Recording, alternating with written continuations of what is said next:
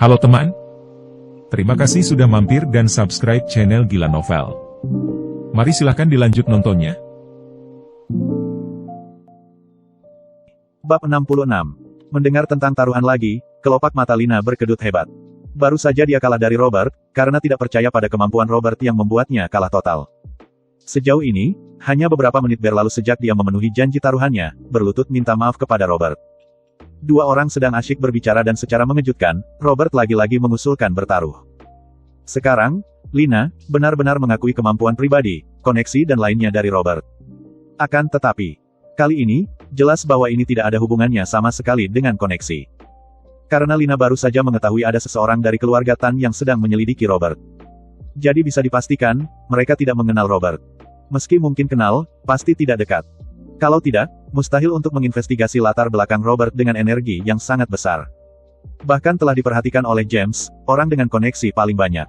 Tidak perlu menyebut apakah Robert mengenal keluarga Tan atau tidak. Anggap saja kenal. Bukan hanya kenal, bahkan bisa diasumsikan bahwa Robert tumbuh bersama Jessica sejak kecil.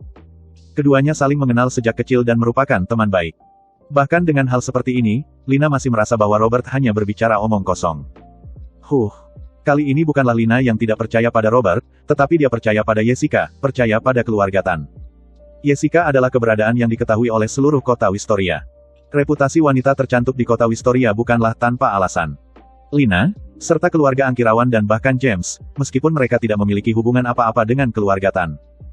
Hal ini terutama disebabkan oleh fakta bahwa grup makmur Jaya Fus berbisnis dalam perhiasan emas dan perak, serta keluarga Tan memiliki sedikit anggota, sehingga mereka bahkan tidak bisa disebut sebagai sebuah keluarga. Hal ini membuat sulit bagi kedua belah pihak untuk terhubung baik dalam bisnis maupun dalam hal lainnya. Tidak bisa dikatakan sama sekali tidak tahu, tetapi benar-benar tidak ada kepentingan atau koneksi yang rumit. Akan tetapi, Lina mengerti tentang Jessica dan bisa dikatakan telah mendengar banyak hal tentang Jessica. Dulu ayah Jessica yang merupakan orang terkaya di kota Wistoria adalah seorang anak laki-laki miskin. Dia telah berkelana sejak usia 17 atau 18 tahun, berkeliling dari selatan ke utara dan telah melakukan banyak bisnis. Kebanyakan berakhir dengan kegagalan, tetapi dia juga telah mengumpulkan banyak pengalaman. Pada akhirnya, dia membangun sebuah bisnis berdasarkan toko giok kecil. Sepertinya Wendy lahir sebagai seorang pengusaha dan dia memiliki karakter yang kuat, semakin dihalangi semakin berani, sangat berani untuk mengambil risiko. Pada tahap awal perkembangan grup Makmur Jaya, dia bahkan pernah membawa orang untuk secara pribadi pergi ke tambang batu giok di negara Marlion. Saat itu tempat itu sangat kacau. Bisa dibilang dia pergi dengan mengambil risiko nyawa, tujuannya adalah untuk mendapatkan sumber barang berkualitas pertama dengan harga terendah. Mungkin karena terlalu fokus pada bisnisnya, Wendy menikah di usia yang sudah cukup lanjut. Ketika putri mereka lahir, Wendy sudah menjadi seorang pengusaha kaya raya. Saat itu, grup Makmur Jaya sudah menjadi perusahaan perhiasan rantai terbesar di wilayah Easton. Jadi sejak kelahiran, Jessica telah dihiasi dengan kehidupan mewah dan bisa dikatakan bahwa dia adalah pusat dari kasih sayang. Istri Wendy yang juga merupakan ibu dari Jessica, adalah seorang wanita yang berasal dari keluarga intelektual. Ketika menikah dengan Wendy, dia adalah seorang guru universitas. Dipengaruhi oleh kekayaan keluarga dan pendidikan dari ibunya, bisa dikatakan bahwa Jessica menunjukkan perilaku yang berbeda dari anak-anak lain sejak kecil. Pintar, cerdas, memiliki prestasi yang luar biasa dan sangat sopan. Bimbingan keluarga Tan sangat ketat. Ini membuat Jessica terlihat sangat beradab sejak kecil. Dia adalah tipe gadis yang selalu menjadi siswa berprestasi sejak kecil, selalu menempati posisi pertama di setiap ujian dan menghabiskan waktu liburan musim panasnya di rumah untuk belajar, bukan bermain bersama teman-temannya. Meskipun kejeniusannya membuat orang lain iri, tapi dia juga kehilangan masa kecilnya. Dikatakan bahwa saat masih sangat muda, dia sudah memiliki rencana yang jelas untuk masa depannya di bawah bimbingan di rumah.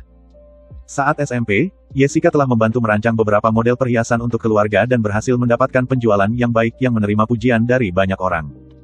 Selama masa studi di luar negeri, dia bahkan berhasil mendirikan merek barang mewahnya sendiri di Amerika dan secara pribadi menjadi model dan juru bicara untuk mereknya sendiri. Barang mewah dan perhiasan sebenarnya adalah satu hal yang sama, gelang berlian yang mahal itu memang barang mewah.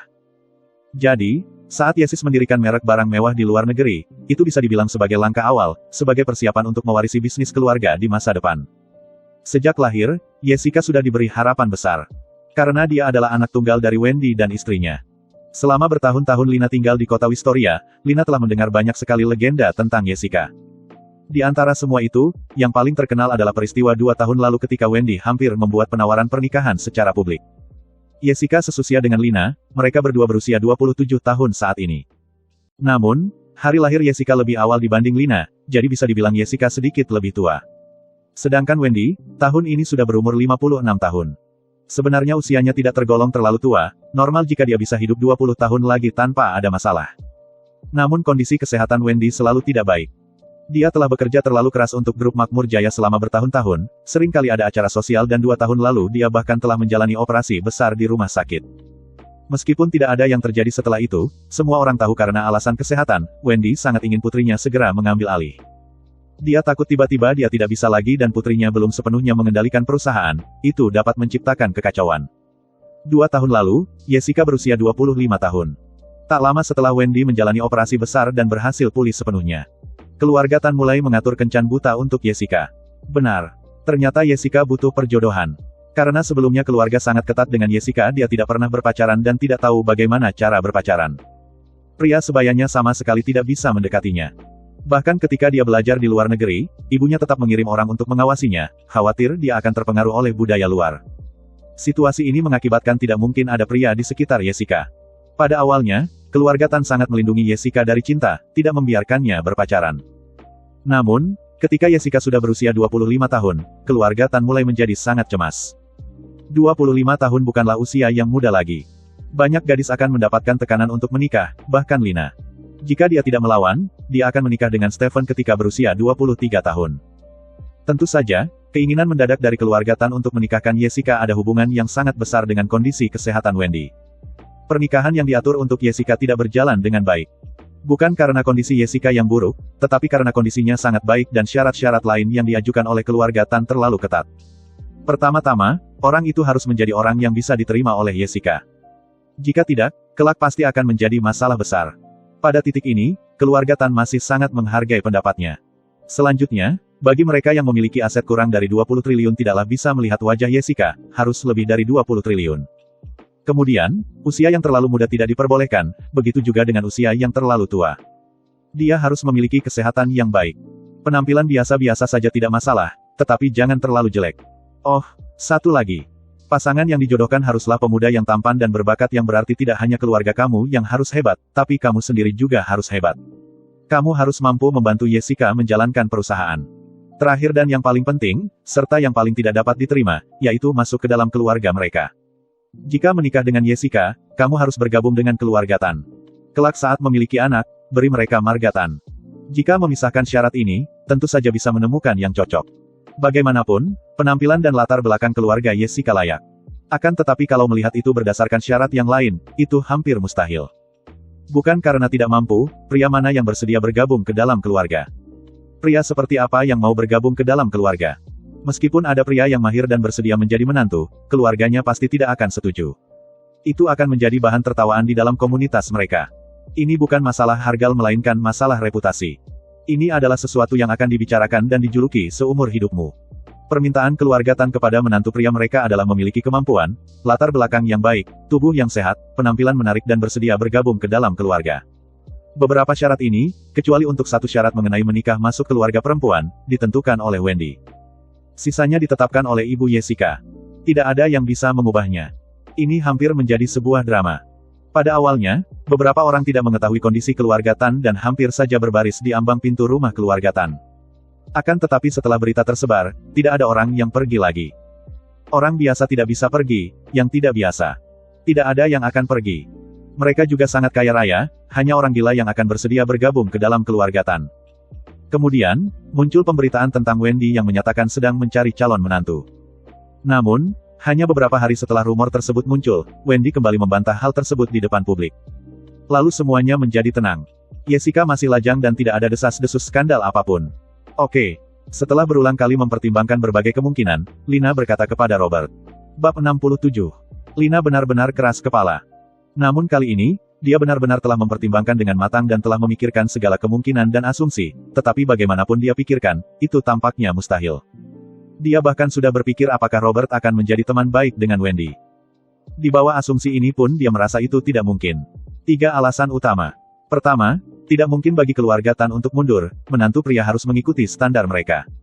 Kedua, meski Jessica adalah wanita kuat, dia juga adalah seorang gadis yang patuh. Dia selalu mendengarkan kata-kata keluarganya sejak kecil hingga dewasa. Dia telah terlalu ditegur, sehingga sudah terbiasa untuk menyetujui apapun yang mereka katakan. Dia tidak mungkin melawan keluarganya seperti yang dia lakukan. 3.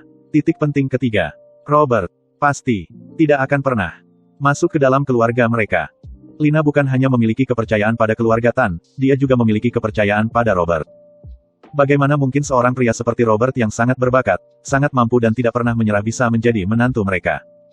Dia tahu bahwa Robert suka merasa mengendalikan segalanya, selalu tenang dalam menghadapi situasi apapun dan tidak akan menundukkan diri kepada siapapun. Masuk ke dalam keluarga wanita. Mustahil. Benarkah kamu mau bertaruh lagi denganku? Robert tersenyum sambil menunjukkan gigi putihnya yang rapi. Awalnya dia mengira setelah Lina berpikir begitu lama, dia akan belajar dari kesalahannya. Tidak disangka, dia benar-benar setuju. Bertaruhlah. Apa yang harus ditakutkan? Tanya Lina. Aku khawatir kamu kalah lagi, mengalami gangguan mental dan meragukan arti hidup, kata Robert sambil tersenyum. Kamu ini yang mengalami gangguan mental. Hentikan omong kosong itu. Lina kembali menarik dasi Robert, kemudian melepaskannya, merapikan dasi dengan tangan sebelum mengangkat kepala untuk menatap Robert dan berkata, katakan. Peraturan khusus dan juga taruhan. Aku khawatir kamu tidak bisa menerima permintaanku, kata Robert. Begitu percaya diri. Sekarang apa hubunganmu dengan keluarga Tan? Tidak ada, belum kenal. Untuk apa bicara omong kosong, apakah kamu takut? Kamu pikir aku tidak berani bertaruh denganmu, itu sebabnya kamu berbicara seperti itu. Aku justru ingin bertaruh. Ayo, katakan. Kamu benar-benar tidak memiliki ingatan yang baik, Bu Lina. Katakan. Baiklah. Dalam waktu 3 hari, aku akan membuat Jessica menjadi wanitaku dan bersamaku seumur hidup.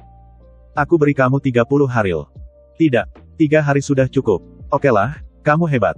Aku ingin melihat apa yang akan kamu katakan 3 hari lagi, taruhannya apa? Silakan kamu bicara duluan. Jika kamu kalah, aku ingin kamu berlutut dan minta maaf kepadaku. Lina menunjuk ke lantai. Dia ingin memenangkan balik. Setelah berlutut di hadapan Robert sekali, juga ingin Robert berlutut di hadapannya sekali. Tidak masalah, Robert tersenyum. Apa syaratmu? Tanya Lina segera. Syaratku. Robert mengulurkan suaranya, menggerakkan bahunya, lalu menggoyangkan lehernya, tampak sedang melakukan peregangan otot. Kemudian, dia meletakkan satu tangan di bahu Lina, mendekat dan berbisik di telinganya, akhir-akhir ini, jadi. Aku membutuhkanmu. Mungkin. Kapan saja. 100 kali, bagaimana? 100 kali. Lina bertanya balik dengan mata menyipit. Jika kamu merasa itu merepotkan, lupakan saja.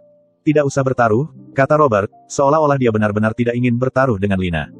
Tidak masalah. Aku akan bertaruh. Jika aku kalah, aku akan menerima kekalahan. Lina segera berkata. Taruhan sudah disepakati. 2 orang pergi bersama. Saat mereka berjalan keluar dari kantor Lina bersama, Lina sudah tersenyum manis sambil menggandeng tangan Robert, tampak sangat bahagia seperti bunga di musim semi. Tidak ada yang bisa melihat celah. Siapapun yang melihatnya pasti akan berpikir kedua orang ini adalah pasangan yang sedang jatuh cinta. Pergi makan siang. 20 menit kemudian. Kedua orang tiba di Plaza New Century Kota Wistoria, salah satu dari beberapa jalan bisnis yang ramai di Kota Wistorta. Sebelumnya, Lina telah menyebutkan tentang restoran Italia baru yang berada di sini. Sebelumnya, Robert juga pernah makan di restoran ini. Meskipun baru dibuka setengah bulan lalu, saat Robert berhenti melakukan reinkarnasi selama 1000 tahun pada tanggal 7 Juli restoran barat ini masih bisa memberikan sensasi baru kepada Lina. Namun bagi Robert, restoran ini justru sangat akrab. Rasa memang benar-benar enak. Keduanya tiba di restoran. Restoran ini tampak kecil dari luar, tetapi di dalamnya sangat luas. Bahkan ada tempat duduk di luar, tepat di bawah payung.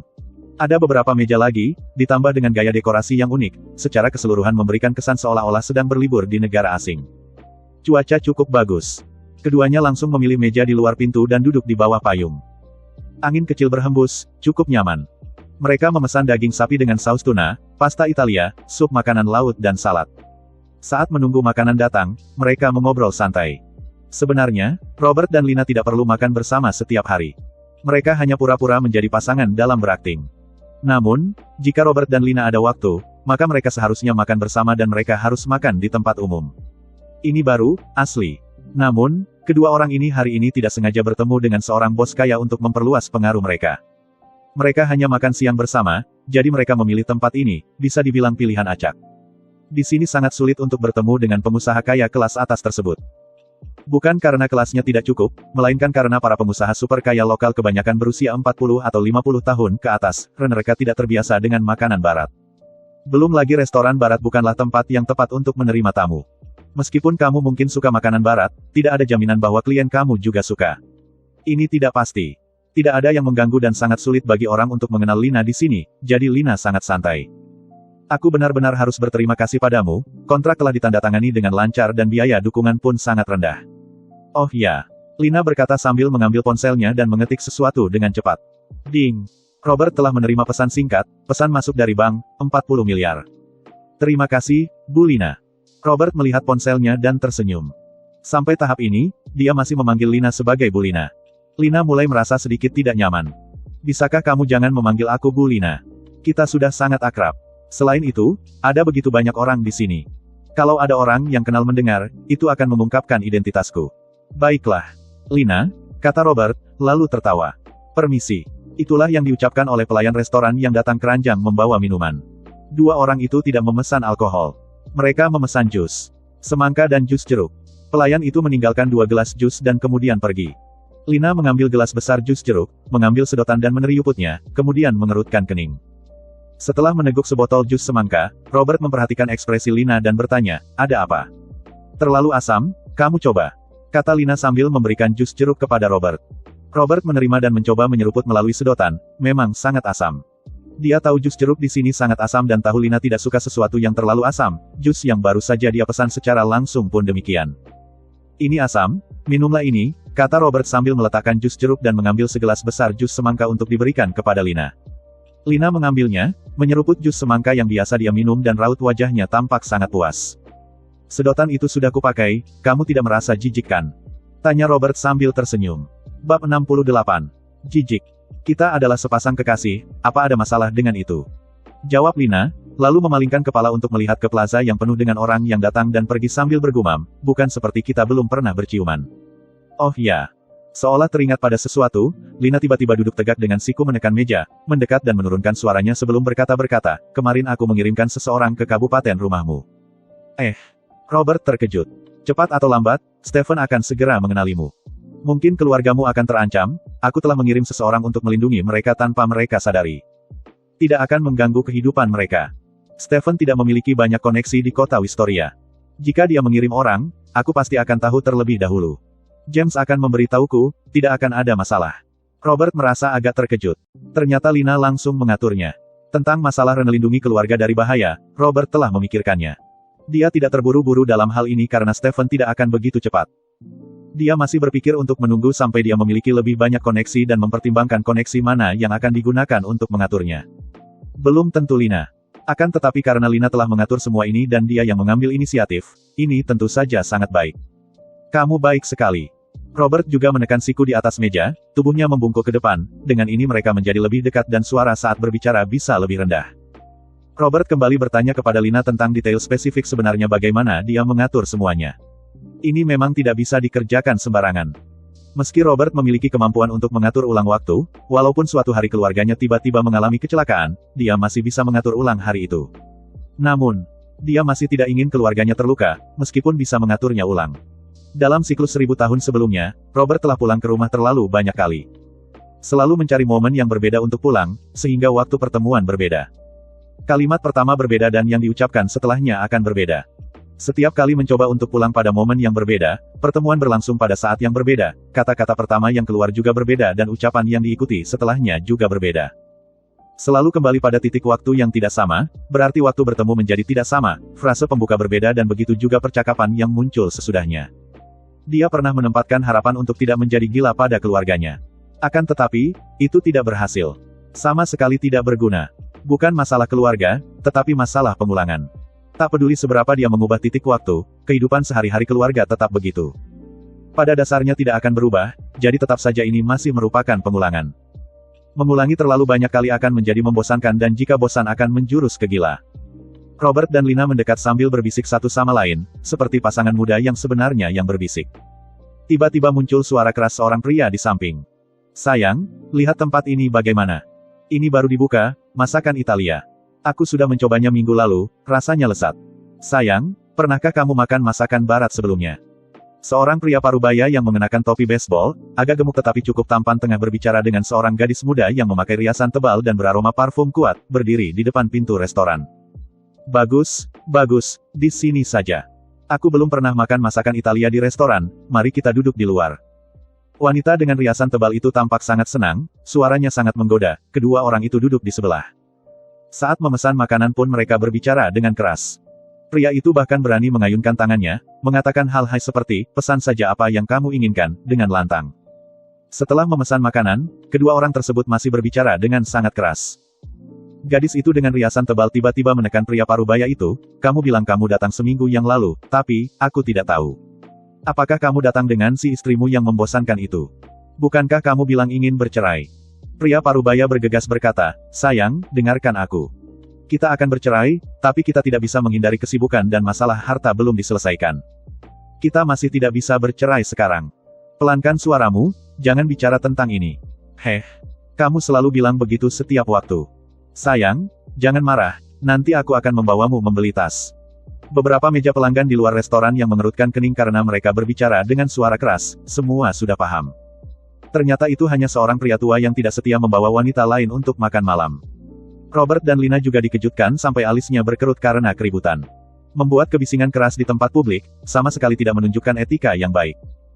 Kedua orang yang awalnya sedang berbicara dengan suara rendah tentang pengaturan di rumah Robert, melibatkan banyak pembicaraan yang tidak boleh didengar oleh orang lain, bahkan oleh orang asing sekalipun. Sekarang dengan keributan yang mereka buat, mereka tidak bisa mendengar apa yang sedang diucapkan satu sama lain. Lina duduk dengan tegak, memutar kepalanya dan melihat sekilas. Robert juga duduk tegak. Dia tidak perlu menoleh ke belakang, karena dua orang itu berada di belakang Lina, tepat di hadapannya. Ketika dua orang baru saja datang dan duduk, dia langsung melihat wajah keduanya dengan jelas. Dia kenal. Pria parubaya yang agak gemuk dan tampan itu sangat kaya raya. Robert tidak hanya mengenal mereka, tetapi juga tahu bahwa pria tua itu baru saja berbohong, masih bilang akan bercerai. Dia hanya menipu gadis-gadis muda. Walaupun dia punya nyali besar, dia tidak akan berani untuk bercerai. Dia bahkan tidak berani menyebutkannya. Jika dia menyebutkannya, dia bisa dipukuli sampai masuk rumah sakit yang sudah terhitung berbelas kasih. Bisakah kalian jangan berisik? Mengganggu orang-orang yang sedang makan, kata Lina dengan suara dingin setelah menoleh. Dia tidak akan mencari masalah jika tidak perlu, tetapi jika hal itu benar-benar mempengaruhi dia juga tidak akan membiarkannya begitu saja. Siapa kamu ini? Restoran ini milik keluargamu. Kamu.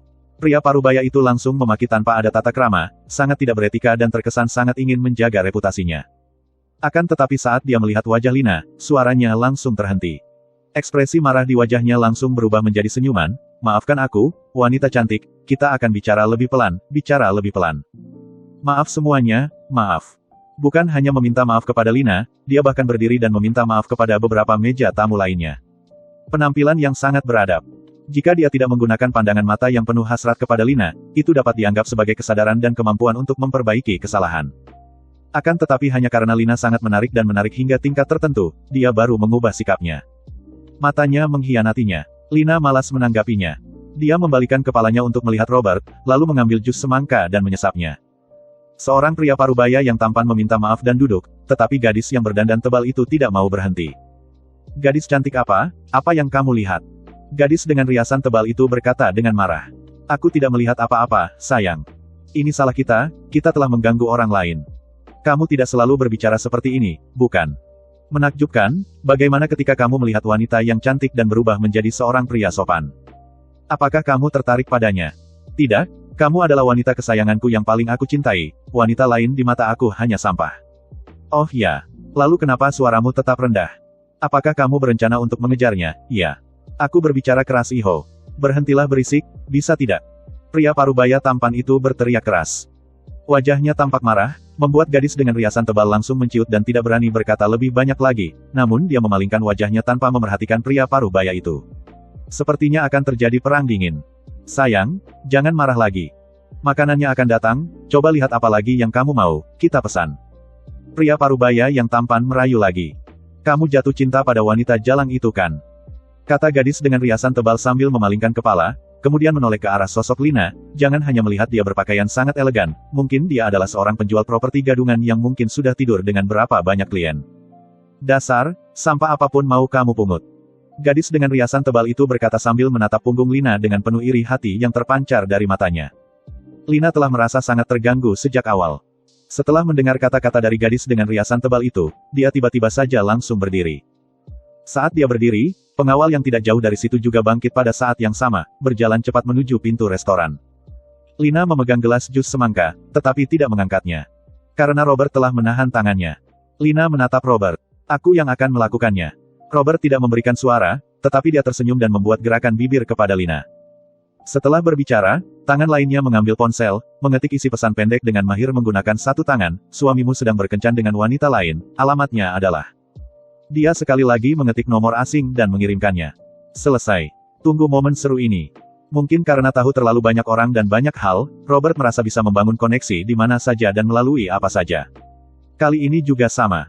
Wanita itu, istri dari pria tampan yang berusia parubaya itu adalah seorang wanita kuat parubaya.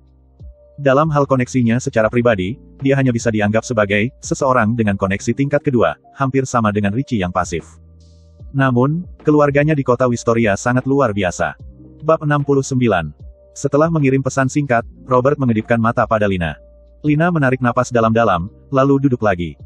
Meskipun dia tidak tahu bagaimana Robert akan membalas, sejak dia datang ke kota Wistoria dan selalu bersikap rendah hati, Lina benar-benar tidak ingin terlibat konflik dengan orang lain di tempat umum. Ada bagiannya. Menghadapi situasi, digigit anjing, tentu saja Lina tidak akan membalas menggunakan cara yang sama, dia akan menghindar atau membasminya. Jika terjadi konflik, dia pasti tidak akan pernah kalah. Setelah Lina duduk, beberapa pengawal yang mendekat dengan tergesa-gesa segera menghentikan jejak mereka. Lina menopang gelas jus dengan tangan, sedikit mengangkatnya keluar. Para pengawal memahami gerakan ini dan berpura-pura seperti lewat, berjalan-jalan beberapa langkah sebelum kembali. Cih, aku pikir apa tadi, mencoba menakut-nakuti siapa? Ucap gadis dengan riasan tebal itu lagi. Sebenarnya, dia baru saja terkejut. Saat Lina tiba-tiba berdiri, dia sangat terkejut. Karisma adalah hal yang tak terlihat dan tak terasa, namun benar-benar bisa dirasakan oleh orang lain. Seorang gadis dengan riasan tebal mengira Lina akan datang untuk menyerangnya, sehingga dia ketakutan dan mencoba bersembunyi di pelukan pria parubaya, namun yang tidak dia duga, Lina justru duduk kembali. Jangan takut, sayang. Tidak ada yang berani menyentuhmu. Beraninya dia. Pria parubaya yang tampan menepuk punggung gadis dengan riasan tebal itu, sengaja berbicara dengan suara keras. Dia sangat peduli akan reputasinya. Dalam situasi ini, tidak peduli seberapa cantik Lina, dia pasti akan melindungi gadis dengan riasan tebal ini. Hah, berani berdiri tapi tak berani mendekat, pura-pura berani saja. Gadis beriasan tebal masih menggumamkan hal tersebut. Benar-benar, Lina sangat populer. Dia merasa menyesal, mengapa harus makan di tempat yang berada di luar. Sebelum ini, dia selalu makan di ruang pribadi saat dia seorang diri untuk mencari ketenangan. Tapi hari ini, dia datang bersama Robert, itulah sebabnya mereka makan di dekat pintu masuk. Jika masuk, masalah menjengkelkan ini tidak akan ada lagi. Robert masih memegang tangan Lina tanpa melepaskannya. Dia benar-benar tidak ingin Lina pergi dan menyiramkan jus ke wajah orang lain, kemudian pengawalnya berlari, mendatangi dan menghajar semuanya setengah mati. Setelah itu, James mungkin mendapatkan berita dan membawa orang datang, siapa tahu apa yang akan terjadi. Rugi, Lina tidak akan rugi. Tentu saja Robert tidak meminta Lina untuk menahan kemarahannya. Jika begitu, itu tidak menarik sama sekali tidak menyenangkan. Balas dendam. Harus dengan cara yang paling memuaskan. Lihatlah pria itu, wajahnya seperti mahasiswa. Pacarnya dikata-katai dan tidak berani untuk membuka suara. Pengecut. Suara wanita dengan riasan tebal itu lagi-lagi terdengar, Robert bersikap seolah-olah tidak mendengar, dia sekali lagi menepuk punggung tangan Lina, sebelum akhirnya melepaskan dan berkata, mari kita bicara tentang hal yang menarik, menurutmu. Kenapa kamu merasa wanita itu sulit untuk ditaklukkan? Apakah beberapa hari benar-benar tidak cukup? Robert berbicara dengan samar, sehingga orang lain mungkin mengira ini adalah tentang seseorang dari luar. Namun, Lina dapat memahami dengan jelas. Membicarakan Jessica. Entah mengapa Robert tiba-tiba ingin membicarakan ini di tempat umum. Lina juga ingin mengalihkan perhatiannya, agar tidak mendengar suara dua orang tersebut. Dia berkata, persyaratan yang ditetapkan oleh pihak lain terlalu berat, tidak ada seorang pun pria yang akan menyetujuinya. Di mana beratnya? Bukankah hanya bergabung dengan keluarga mereka? Pada era ini, banyak orang yang mau, ujar Robert sambil tertawa. Wajah Lina tiba-tiba berubah. Robert berani mengucapkan kata-kata seperti ini, dia bersedia melakukannya. Robert menaikkan alisnya sedikit pada Lina. Seolah Lina tiba-tiba paham sesuatu. Menantu pria yang masuk ke keluarga istri. Ledek Lina dengan tawa sinis, seandainya ada pria yang memiliki sedikit kebanggaan, tentu tidak akan. Seandainya dia masih seorang pria, maka dia tidak mungkin menjadi menantu pria yang masuk ke dalam keluarga istri. Apa yang kamu katakan itu tidak benar bukan? Seorang wanita bisa menikah dengan pria, mengapa pria tidak bisa menikah dengan wanita? Bukankah kamu sudah sepakat tentang kesetaraan gender? Kata Robert. Ini bukanlah hal yang sama. Lina langsung membantah, wanita menikah dengan pria, selama pria itu tidak buruk, dia akan dimanja di rumah. Tidak ada yang lebih rendah dari yang lain. Lina telah berdebat tentang masalah kesetaraan gender dengan Robert selama beberapa menit. Setelah itu, kembali lagi ke masalah menantu pria yang tinggal bersama keluarga istri. Apa yang salah dengan itu? Hanya mereka yang tidak memiliki kemampuan dan serakah serta tidak dapat menikahi seorang wanita yang akan pergi dan menjadi menantu bukan? Kamu pikir ada wanita yang menyukai pria merantau? Siapa yang tidak menyukai suami yang berdiri sendiri? Pria yang merantau, tidak lebih baik dari anjing. Siapa di rumah yang tidak pernah mendapat tatapan sinis? Sepertinya, masyarakat di kampung halaman tak akan pernah berhenti mengejekmu. Menantu pria bukanlah kesalahan, ini adalah pilihan pribadi. Jika dia memilih untuk memberikan nama belakang istrinya kepada anak-anaknya, itu adalah kebesaran hatinya dan bukan urusan kita. Tapi menjadi menantu pria dan dijadikan seperti anjing rumahan, bahkan anjing peliharaan di rumah yang duduk di posisi ketiga, dia hanya dapat duduk di posisi keempat. Selalu menahan emosi dan melihat ekspresi wajah orang lain, semata-mata demi uang, demi wanita, hidupnya bahkan tidak memiliki martabat lagi. Apa gunanya pria seperti itu hidup? Lina mengungkapkan apa yang sebenarnya dia pikirkan. Dia adalah wanita yang meremehkan wanita yang tetap dalam pernikahan meskipun menderita kekerasan dalam rumah tangga dan juga meremehkan pria yang masuk sebagai menantu. Sebagai wanita, dia berharap para wanita bisa tampil kuat dan juga berharap pria hidup lebih layak sebagai pria. Setelah kamu menjelaskannya seperti itu, sepertinya ada benarnya juga. Ya, pria yang masuk ke dalam keluarga istri bahkan lebih rendah daripada anjing, terutama yang rela melepaskan martabat paling dasar mereka demi uang. Lebih baik mati saja. Tampaknya Robert telah dibujuk oleh Lina. Duk. Tiba-tiba terdengar suara keras di belakang Lina, itu adalah pria parubaya yang tampan yang meremukkan gelas jus besar yang baru saja diletakkan di meja. Dari melihat ekspresinya, bisa dikatakan dia sangat marah. Wajahnya merah membara seluruhnya. Apa kalian berpikir aku sangat menghormati kalian? Kalian mengejek siapa di sini? Lelaki tengah baya yang tampan yang menjatuhkan cangkir jus itu tiba-tiba berdiri dan berteriak dengan marah, seluruh badannya telah benar-benar kesal. Dia berpikir dia telah dikenali dan sengaja memberitahunya untuk menindasnya. Dia tidak salah berpikir. Robert itu sengaja, Robert tahu dia hanyalah seorang menantu yang masuk ke dalam keluarga istri. Bahkan, statusnya di rumah benar-benar berada di belakang anjing. Jadi, percakapan antara Robert dan Lina barusan sangat menusuk telinga baginya langsung menusuk hatinya. Robert kembali menekan tangan Lina dan berdiri, berkata, kamu sedang mencela siapa? Kenapa kamu begitu emosi? Kami mengatakan bahwa pria yang masuk ke dalam keluarga istri adalah anjing, apakah itu ada kaitannya denganmu? Apa kamu adalah menantu pria yang masuk ke dalam keluarga istri? Benar begitu. Robert tersenyum, tetapi masih tampak bingung dan berbicara dengan suara yang sangat keras. Beberapa meja tamu di sekitar memalingkan kepala dan melihat ke samping, semuanya mendengar. Beberapa tamu yang duduk di meja dekat pintu masuk restoran juga mendengarnya, mereka semua mencuri pandang keluar jendela dengan penasaran. Pria parubaya tampan seketika tersedak, wajahnya memerah seperti balon merah tanpa mampu mengucapkan sepatah kata pun. Mengakui. Mengatakan diri sendiri sebagai menantu pria di depan umum. Itu benar-benar memalukan. Akan tetapi, Robert benar-benar sedang memarahinya. Tahan saja. Kamu adalah menantu pria yang masuk ke keluarga istri. Gadis dengan riasan tebal itu menoleh dengan penuh ketidakpercayaan. Dia tahu pria parubaya tampan itu sudah memiliki istri, dia sendiri yang mengatakan, juga mengatakan bahwa dia sedang dalam proses perceraian, hanya menunda karena masalah harta. Dia berkata setelah bercerai dia akan menikahinya, tetapi dia tidak pernah mengatakan bahwa dia akan menjadi menantu. Apa kamu berani bercerai setelah menjadi menantu? Masih mau membagi harta warisan? Bagi apanya? Bukan. Pria parubaya yang tampan membantah dengan wajah memerah. Kenapa kamu begitu emosi? Itu bukan urusanmu, bagaimana kami bisa menuduhmu? Kamu mengejutkanku, aku bahkan berpikir kamu adalah tipe pria yang rela pergi ke rumah orang lain dan menjadi anjing mereka. Jika itu benar, akui saja. Jika tidak, itu tidak ada hubungannya denganmu. Sambil berbicara, Robert juga mengetuk layar ponsel di atas meja rumah, memeriksa waktu sejenak. Seharusnya waktu sudah hampir tiba. Perusahaan wanita kuat parubaya itu tidak jauh dari sini, orang menengah yang tampan ini aslinya adalah yang memanfaatkan waktu istirahat makan siang untuk bertemu dengan kekasihnya, jadi tentu saja tidak mungkin jauh dari perusahaan. Dia sering melakukan hal ini sebelumnya, sehingga Robert bisa membuat kekacauan tersebut. Kamu ini. Pria parubaya yang tampan ini hampir meledak karena amarah, tatapannya seakan ingin merobek Robert hidup-hidup. Sekarang adalah waktunya. Din. Terdengar suara klakson mobil yang intens. Restoran barat ini terletak di tepi alun-alun dan tidak bisa dilalui oleh kendaraan, tetapi beberapa kendaraan SUV hitam membunyikan klakson mereka untuk memberitahu pejalan kaki agar memberi jalan dan langsung melaju masuk. Mobil telah berhenti di tepi. Semua pintu mobil terbuka secara bersamaan. Sekelompok belasan pengawal berjas hitam turun dari mobil. Dari mobil di tengah, seorang wanita parubaya gemuk berumur 40-an yang mengenakan selendang turun. Meskipun penampilannya biasa dan gemuk, wanita ini memiliki aura dan karisma yang sangat kuat. Dibandingkan dengan Lina, mungkin dia kurang bersinar, namun juga agak lebih tebal. Pria parubaya tampan itu melihat situasi ini dan seketika wajahnya menjadi pucat pasi, kehilangan warna darah dan terkejut hingga bergegas duduk kembali. Robert juga duduk, kemudian tersenyum dan mengedipkan mata kepada Lina. Pertunjukan yang luar biasa akan dimulai. Bab 70. Pria parubaya tampan langsung terkejut dan ketakutan saat melihat wanita parubaya yang datang.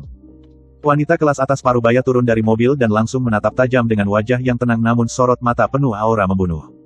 Dia berjalan menuju meja itu, diikuti oleh lebih dari 10 pengawal yang juga mengelilinginya. Orang yang ada di tempat itu dapat dengan jelas melihat bahwa ada sesuatu yang tidak beres. Lina memalingkan wajahnya, melihat seorang wanita parubaya nan mewah, wajahnya menunjukkan sedikit kejutan karena dia mengenal wanita itu. Bahkan, dia adalah salah satu pengusaha lokal pertama yang Lina kenal setelah dia datang ke kota Wistoria. Kathy, seorang wanita yang berusia 45 tahun, adalah presidir grup Hilos di kota Wistoria, pemilik klub Seaside di kota Wistoria, wakil presidir Asosiasi Bisnis Kota Wistoria dan sekretaris jenderal Asosiasi Pengusaha Kota Wistoria. Saat ini, kekayaan pribadinya sekitar 20 triliun. Jika hanya berbicara tentang kekayaan, harta pribadi Kathy tidak bisa masuk dalam peringkat di kota Wistoria, dia tidak termasuk dalam 10 orang terkaya kota Wistoria. Namun, posisinya di distrik bisnis kota Wistoria sangat istimewa. Ayahnya, Yoshua, adalah seorang pengusaha patriotik yang investasi kembali di negaranya setelah reformasi dan pembukaan dan telah memulihkan kewarganegaraannya di awal tahun 80-an abad lalu. Dia adalah pendiri dan presiden pertama Asosiasi Bisnis Kota Wistoria, juga sebagai presiden pertama Asosiasi Pengusaha Kota Wistoria. Dia juga berperan penting dalam pembentukan Asosiasi Bisnis Kota Wistoria, menyumbangkan waktu dan uangnya untuk membantu menarik investor ke kota Wistoria. Untuk perkembangan bisnis kota Wistoria selama beberapa dekade terakhir, dia telah membuat kontribusi penting yang tidak terlupakan. Yoshua pernah menjabat sebagai Wakil Rakyat Nasional 2 kali dan juga sebagai anggota Komite Konsultatif Politik Nasional. Namun, sekarang dia hampir berusia 80 tahun dan sudah lama pensiun serta menikmati masa tua. Tetapi dia masih memiliki gelar seperti Kepala Kehormatan Asosiasi Bisnis Kota Wistoria, Kepala Kehormatan Asosiasi Pengusaha Kota Wistoria dan sebagainya. Sepanjang hidupnya, Yoshua memiliki 5 orang anak. Sekarang anak tertuanya hampir berusia 60 tahun, adalah pewaris utama bisnis keluarga. Namun, demi perkembangan bisnis keluarga yang lebih baik, dia telah memindahkan kantor pusat perusahaan ke ibu kota. 2 anak laki-laki dan anak keempat dari Yoshua telah memasuki karir pemerintahan, di mana anak keempatnya berkembang paling baik. Saat ini, dia menjabat sebagai wali kota di sebuah kota di barat laut. Dia masih belum genap berusia 50 tahun dan jika semuanya berjalan lancar, dia diperkirakan bisa mencapai posisi wakil tingkat provinsi saat dia pensiun. Anak ketiga dan kelima adalah perempuan. Anak ketiga sudah menikah sejak lama, menikah dengan putra dari teman lama almarhum Yoshua dan sekarang menetap di Amerika. Anak tertua adalah Kathy. Dari kelima anak Yoshua, saat ini hanya Kathy yang menemani di sisinya. Meski Kathy tidak mewarisi bisnis keluarga, dia sudah mulai berbisnis dengan dukungan keluarga saat berusia 20-an tahun dan berhasil menempuh jalan sebagai wanita kuat. 4 tahun yang lalu, Lina sudah mengenal Kathy. Meskipun keluarga Lewis di kota Wistoria telah berpisah, mereka mungkin tidak memiliki kekuatan bersuara absolut seperti sebelumnya, namun mereka tetap merupakan keluarga dengan status tertinggi di kota Wistoria. Mereka mungkin bukan yang terkaya, tetapi pasti yang paling berstatus. Selama Yoshua masih hidup, hal ini tidak akan berubah. Saat Lina baru tiba di kota Wistoria, dia pergi dengan James untuk mengunjungi Yoshua. Kunjungan ini memiliki sedikit makna penghormatan, namun mereka tidak meminta bantuan apapun dari keluarga Lewis.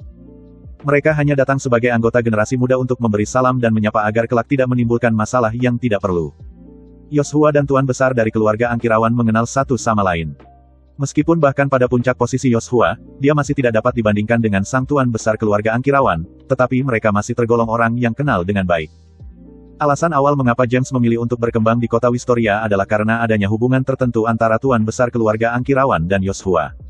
Lina telah mengunjungi Yoshua dan karena itulah mengenal Kathy. Lina pernah berkunjung kepada Yoshua dan dari situlah dia mengenal Kathy. Namun karena tidak ada hubungan bisnis antara mereka, Lina juga tidak suka berinteraksi secara pribadi, sehingga jumlah pertemuan dengan Kathy tidak banyak. Saat ini dia bahkan belum pernah bertemu suami Kathy. Namun dia tahu Kathy telah menikah 3 kali. 2 pernikahan pertama gagal total dan dalam pernikahan ketiganya, dia membawa seorang pria untuk tinggal bersama mereka. Suaminya adalah seorang yang jauh lebih muda darinya dan ketika menikahinya saat itu hanya berusia 20-an tahun, muka yang masih polos. Si tampan bukanlah ditentukan oleh Kathy, tetapi itu adalah desas-desus umum. Dengar-dengar lebih dari 10 tahun yang lalu saat dia baru saja menikah untuk ketiga kalinya, dia sering mengajak suaminya menghadiri acara. Namun setelah itu, dia jarang sekali mengajaknya. Lina menatap Kathy dan berpikir sejenak, kemudian dia bergegas menoleh ke arah Robert, lalu dia memutar tubuhnya lagi ke sisi lainnya, melirik ke arah seorang pria parubaya yang tampan dengan wajah pucat dan terlihat sangat ketakutan. Apakah dia suami dari Kathy? Siapa pria tampan yang menikahi keluarga Lewis lebih dari 10 tahun yang lalu? Apakah Robert baru saja mengirim pesan kepada Kathy, memintanya untuk menangkapnya berselingkuh? Robert tampaknya baru saja mengirim pesan singkat kepada Kathy, memintanya untuk menangkap perselingkuhan. Benarkah itu? Tentu saja, dia perlu memastikan situasi tersebut agar dapat memahaminya dengan jelas. Jadi, seperti apa pesan singkat yang dikirim oleh Robert kepada Kathy ini? Apa tujuannya dengan hal tersebut? Untuk jawabannya, memang kita harus mengetahui isi pesan singkat yang dia kirimkan. Akan tetapi, jika benar Robert mengirim pesan kepada Kathy untuk meminta bantuannya dalam menangkap perselingkuhan, apa yang mungkin dia coba raih dari tindakannya itu? Apakah dia mencoba untuk memulai skandal baru? Atau dia hanya mencoba untuk benar-benar berbicara tentang fakta yang ada? Apapun jawabannya, sepertinya Robert pasti memiliki alasan sendiri untuk melakukan hal tersebut. Yang lainnya hanya bisa mencoba untuk melihat dan menyimpulkan apa yang sesungguhnya terjadi dari informasi yang ada. Setelah berpikir sejenak, Lina merasa dia benar. Orang parubaya ini yang suka menunjukkan kesan membanggakan diri meski tidak memiliki perangai baik tampak berusia 30-an. Dia menikah lebih dari 10 tahun lalu, tepatnya di usianya 20-an. Sekarang, meski di usia parubaya dan tubuhnya mulai tampak lebih berisi, dia masih memberikan kesan yang menarik. Dari sini bisa dibayangkan saat dia masih muda, dia pasti jenis yang sangat tampan. Si tampan yang mengandalkan wanita. Lina masih ingat namanya, telah mendengar orang lain memanggilnya Julius. Kathy tidak memperhatikan Lina. Atau bisa dikatakan dia tidak pernah melihat siapapun dan segera setelah turun dari kendaraan. Dia menatap pria parubaya yang tampan alias suaminya, Julius. Dia berjalan dengan sekelompok pengawal dengan aura yang sangat menakutkan. Gadis dengan riasan tebal itu merasakan sesuatu yang tidak beres, segera mendekati pria parubaya yang tampan. Dia merangkul lengan pria parubaya tersebut dan bertanya, "Suamiku, siapa mereka? Apakah kamu mengenal mereka?" Dia tidak menduga bahwa Kathy adalah istri Julius karena ada perbedaan usia yang cukup signifikan antara mereka berdua. Dia merasa perbedaannya mungkin 10 tahun. Julius hampir menggila karena ketakutan dan bergegas mendorong gadis dengan riasan tebal. Dia sampai bangkit berdiri dan berpindah ke satu sisi. Seolah-olah menghindar dari wabah, menjauhi gadis dengan riasan tebal. "Astaga, apa yang kamu lakukan? Kamu mendorongku, sialan." Gadis dengan riasan tebal ini juga bukan tipe yang mudah diatur. "Nona, ini bukan urusanmu. Pergilah," kata Kathy yang berjalan mendekat. Nada suaranya penuh dengan ketidakraguan. Dia tidak ingin mencari masalah dengan gadis ini karena bukanlah pertama kalinya Julius ketahuan berselingkuh olehnya. Pada suatu ketika, dia sangat marah dan penuh dendam terhadap wanita yang telah merayu suaminya sendiri. Setelah itu, akhirnya dia mengerti. Jangan salahkan orang lain. Dia tahu betul siapa yang dirugikan saat ada ketidakadilan. "Siapa kamu sebenarnya? Wanita gemuk. Beraninya kamu menyuruhku pergi. Dengar baik-baik, jangan coba-coba menakut-nakutiku, ini adalah era hukum." Gadis dengan riasan tebal langsung berbalik dan mulai mengecam Kathy. Plak! Sebuah tamparan kelak. Gadis dengan riasan tebal ditampar keras oleh Kathy hingga terlempar jauh oleh ayunannya.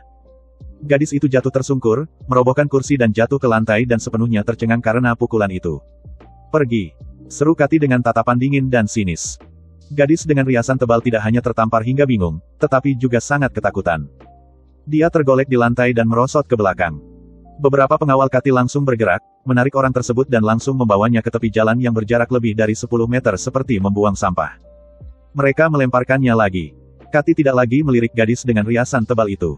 Dia melangkah 2 langkah lagi menuju Julius yang berdiri di tepi meja. "Istriku, dengarkan penjelasanku." Duk. Sejak tiba di restoran, Julius yang selalu luar biasa kini telah langsung berlutut. Saat itu juga, Kathy meraih botol lemon kaca yang ada di meja. Baru saja Julius selesai berbicara, tiba-tiba terdengar suara, prang, botol kaca meledak tepat di atas kepala Julius, langsung membuat kepala berdarah. "Berapa kali sudah? Ini kali keberapa? Aku membiayai hidupmu dan kamu malah membiayai wanita lain, ini sudah berapa kali? Aku membiayaimu itu bahkan tak sebanding dengan membiayai seekor anjing." Tiba-tiba Kathy marah besar dan menendang wajah Julius, lalu mengangkat sebuah kursi dan menghantamkannya langsung ke tubuhnya. Tamu-tamu di dalam dan di luar pintu semuanya terkejut. Pelayan restoran berlari keluar ingin mencegah, tetapi dicegah oleh pengawal Kathy. Pengawal ini juga selalu waspada terhadap sekitarnya. Siapapun yang berani mengambil ponsel untuk mengambil foto, mereka akan mencari orang itu. Kathy tidak meminta pengawalnya untuk bertindak, dia melakukan sendiri dan memukuli Julius selama 5 menit tanpa henti. Selain memohon ampun sambil memeluk kepalanya, Julius tidak berani melakukan apapun. Dia tidak berani melawan. Kepalanya, tangannya dan wajahnya dipukul sampai berdarah. Akhirnya, Kathy telah cukup memukul. Bawa dia. Dia memberi isyarat kepada pengawalnya.